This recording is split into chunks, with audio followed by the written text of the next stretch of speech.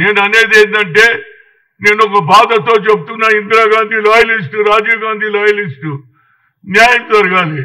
ఇందిరాగాంధీ ఏ ఆలోచనతో పేద ప్రజలకు భూములు ఇచ్చిందో వాళ్ళకి ఇస్తారా లేదా అనేదే point.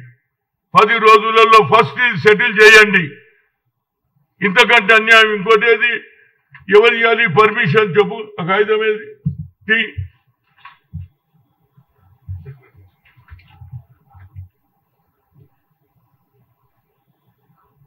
Proceedings the secretary HMDA. Present ఎవరు ఇవ్వాలి? ఇది కమిషనర్ ఇవ్వాలి కదా పర్మిషన్. ఎవడు ఇచ్చిండు? సెక్రటరీ ఇచ్చిండు. ఇంతకంటే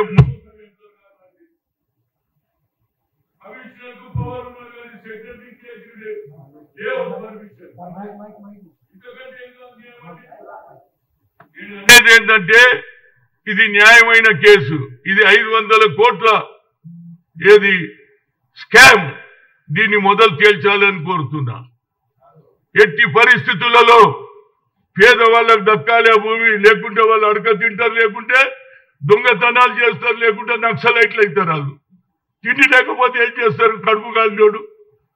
కనుక నా ఉద్దేశంలో ఇది న్యాయమైన కేసు. ఇది దీన్ని మీ శ్రీనివాసరెడ్డి గారు ఇమీడియట్ గా HMDAకు నేను పోయి అడిగినా ఎవరిని, నవీన్ మిట్టల్ను.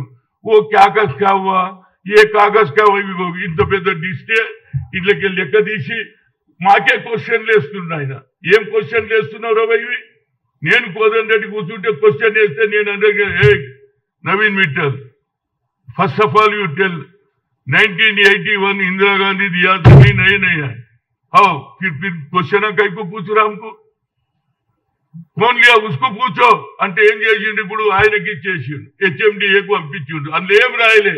HMDAకి ఇస్తే నేను దానకిషోర్ని అడిగితే నాకు వచ్చింది సార్, నేను ఇప్పుడు చూస్తున్నా సార్. ఎప్పుడు రా సచ్చినాక చూస్తావురా బాబు? బతుకున్నప్పుడు చూడు. ఇప్పటిదాకా దీని కేసునే తెలియజేస్తలేదు.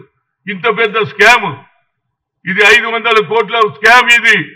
దీన్ని ఇమీడియట్ గా శ్రీనివాసరెడ్డి గారు తేల్చాలి. పేద ప్రజలకు ఇచ్చినాడే నిజమైన ఇందిరా కాంగ్రెస్. రాజీవ్ గాంధీ చెప్పిన ఫస్ట్ మాట, దాన్ని మీరు నమ్మకాన్ని ఒమ్ము చేయకుండా వీళ్ళ భూమి ఇమీడియట్ గా ఇవ్వాలి, పని ఆపాలి. పని ఆపకుండా వాడు అన్ని కట్టేసి అమ్మేసుకుంటాడు. కట్టిన ఇండ్లు మీరు కూలగొడతారా?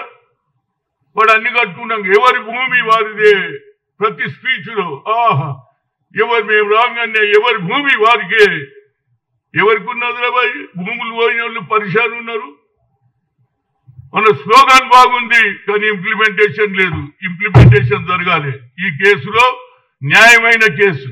ఇందిరమ్మ ఇచ్చిన భూములు ఎవరికో కాదు, బాజాబ్తా ఇందిరమ్మ ఇచ్చింది. వాళ్ళు ఉంటున్నారు. 2003 దానికా వాళ్ళ పేర్లు ఉన్నాయి. 2003 తర్వాత రాగి కృష్ణారెడ్డి ఎంటర్ అవుతాడు. తర్వాత కోడన్ల పేర్ల మీద రాస్తాడు. కోడన్ల పేర్లు కూడా చెప్పిన, కొడుకుల పేరు రాయలే. తెలుసు ఆడోళ్ళకి ఇస్తే ఎవడు అడగడని. వా ఏం తెలివిరావు అవి రాగి. ఆఖరు అన్నను కూడా మోసం చేసినావు కదా భయ్. దేవేందర్ రెడ్డి చనిపోయింది ఎప్పుడో, కానీ ఆయన సంతకం కూడా పెట్టిండు అంటున్నా. ఇంతకంటే నియం చేద్దాం. నేను మీడియా మిత్రులకు కోరుతున్నా, ఇది ప్రజల సమస్య. మీరే గట్టిగా రాస్తే వాళ్ళకి ఏదైనా న్యాయం జరుగుతుంది, లేకపోతే న్యాయం జరగదు. నేను మీడియా మిత్రులు మానవతా దృక్పథంతో చెప్తున్నా, ఇది న్యాయమైన కేసు. ఇంత పెద్ద బుక్ ముఖ్యమంత్రికి ఇచ్చిన, అదేవిధంగా శ్రీనివాసరెడ్డికి ఇచ్చిన, ఇక ఇంతకంటే ఏం చేయాలి చెప్పండి?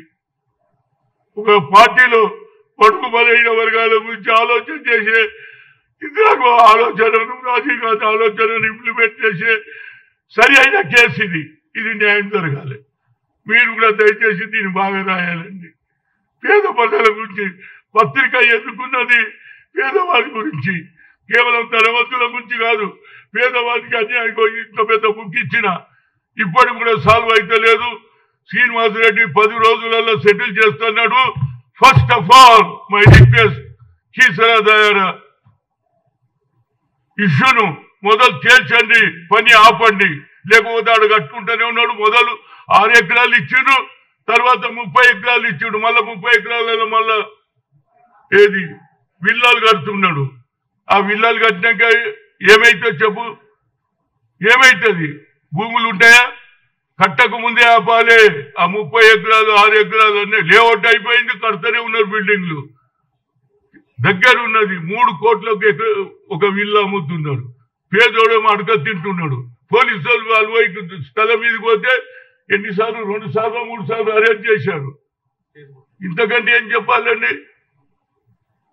పత్రికా మిత్రుల కోరిక ఏంటంటే ఇది న్యాయమైన కేసు, మీరు న్యాయం చేయండి. మీరు బాగా రాస్తే ప్రభుత్వం కూడా కదులుతుంది.